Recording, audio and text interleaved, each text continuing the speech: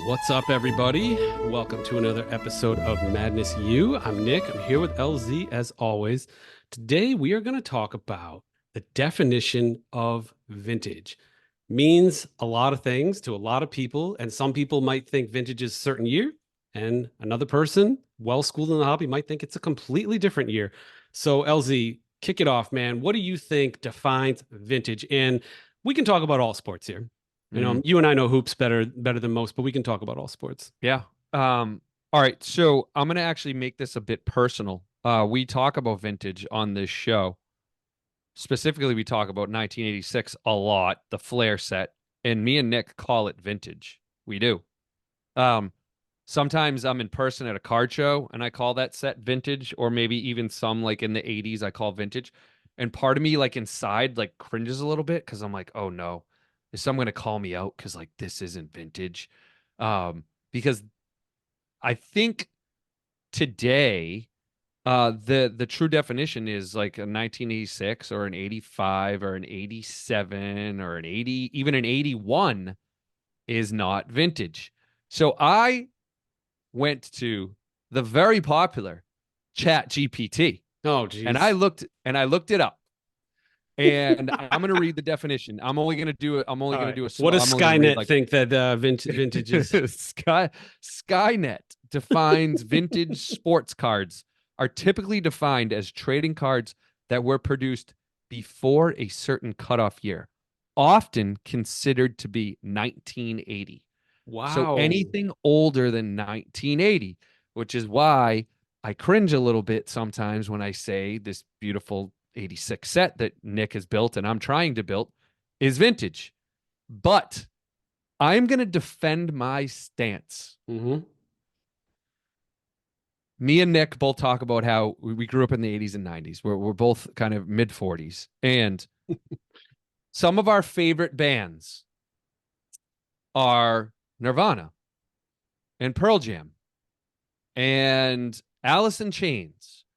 And when me and Nick were growing up, we didn't have Spotify, but we had the radio. And me and Nick would listen to classic rock stations. And classic rock stations would be playing The Who and Led Zeppelin and the Beatles. Fast forward to today, when anybody who's listening puts on a classic rock radio station, you will absolutely hear Pearl Jam, Nirvana, Alice in Chains. You will hear these bands. So it just changes, everybody. It changes over time. And I'm comparing it to collectibles. I think that as we get older and as we age, more cards need to be labeled as vintage. Nick, what are your thoughts to that? I agree with that. First of all, it scares me that Pearl Jam is on like classic rock. I don't even Yeah. know if I can process that yet. But that's okay. So besides that, I think it's a moving goalpost. That's the key to vintage. So, um, we can all agree like 1957 Topps basketball is vintage at this point, right? That's some really old stuff. You know what I mean? T206 is vintage. Sure. And you're safe 61 Fleer, 69 Topps. You kind of feel safe. But as you progress, the goalpost changes. And I think there's actually a lesson here for hobbyists right now. I'm going to, this is a set that I've been kind of circling around for a while. I have the whole set raw. I was going to get it autographed, but I freaked out and it's just too many. But the 2012 Prism, right? That's Prism's first year. It's the flagship year of that silver, shiny, cool product.